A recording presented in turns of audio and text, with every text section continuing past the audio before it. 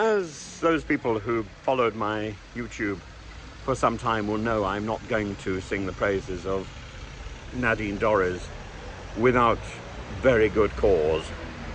But she's written an excellent article today in the Daily Mail.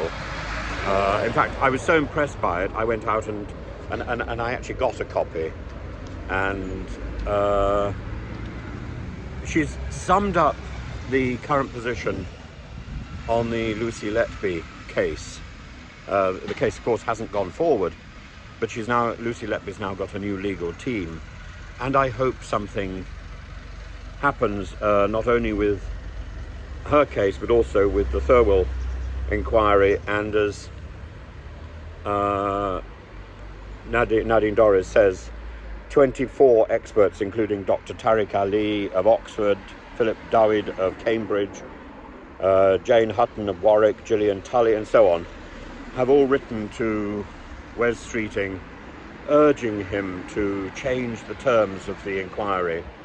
And a lot of this has been sparked by a New York Times article that questioned the way in which the original case moved forward, that drew up things like the past evidence of water contamination in the hospital, which could lead to which could explain some of the deaths.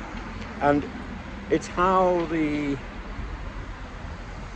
court case moved from negligent deaths to presumed murder, and how Lucy Letby suddenly found herself in a position where she was where she had 15 life sentences imposed on her for something that actually increasingly looks not necessarily as if it wasn't her fault, but that there is such reasonable doubt as to make the original court case very wobbly indeed, where she was working in the Countess of Chester Hospital.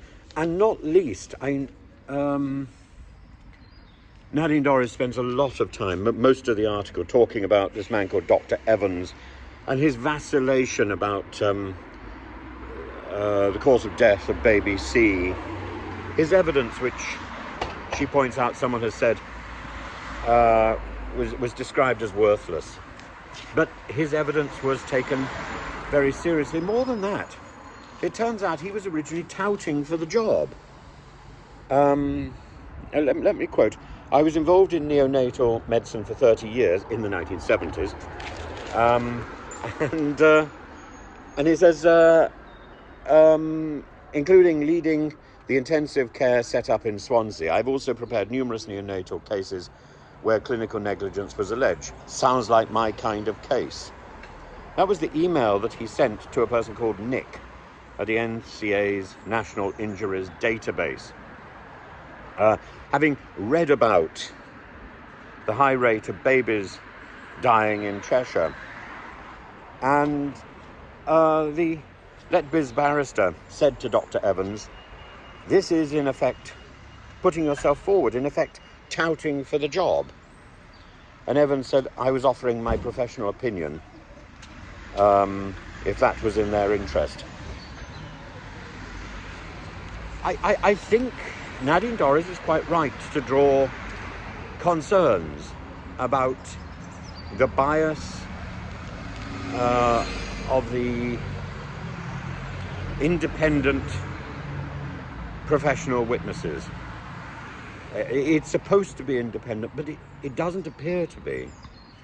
And those professional witnesses ought to be people who are currently working in mainstream practice. It makes no sense for somebody who is a retired professional, whose real professional work was way back when, to be such a major influence on this case.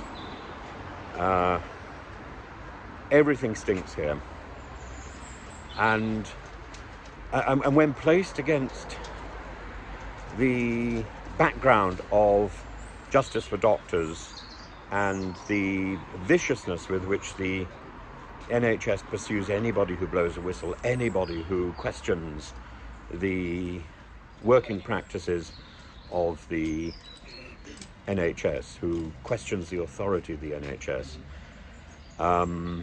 I think the Lucy Letby case is at least unsound, if not wrong. And I'm going to read from the last section of the newspaper report. Everyone in this country is entitled to a fair trial, says Nadine Dorries. But if the system under which that supposedly fair trial takes place involves expert witnesses who, by their own admission, have no recent relevant experience in the discipline crucial to the case they are providing evidence on, then something is seriously wrong. Absolutely, Nadine. I would have expected the Royal College of Paediatrics and the Child Health to have an opinion on this, but there's been only silence. It is surely now time to examine and, if necessary, reform how such experts are appointed. Today, Lucy Letby has a new legal team led by barrister Mark MacDonald, preparing an application to the Criminal Court Cases Review Commission, which will decide whether it should be referred to the Court of Appeal. Until justice is seen to have been done fairly, then the questions swirl around the trial of Lucy Letby will never go away. In this, I think Nadine Dorries is absolutely right. And as I say, I'm not one to praise her without just cause, but if somebody does something right, they should be congratulated, and their point should be taken note of.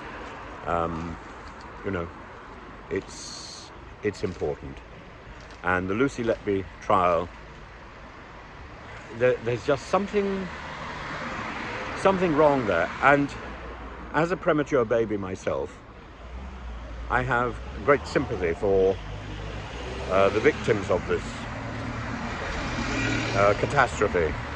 But I'm not convinced that they were victims of the malice of one individual. And I think Lucy Letby may be scapegoated for the failures, the huge failures that are daily witnessed in the NHS, and that is wrong.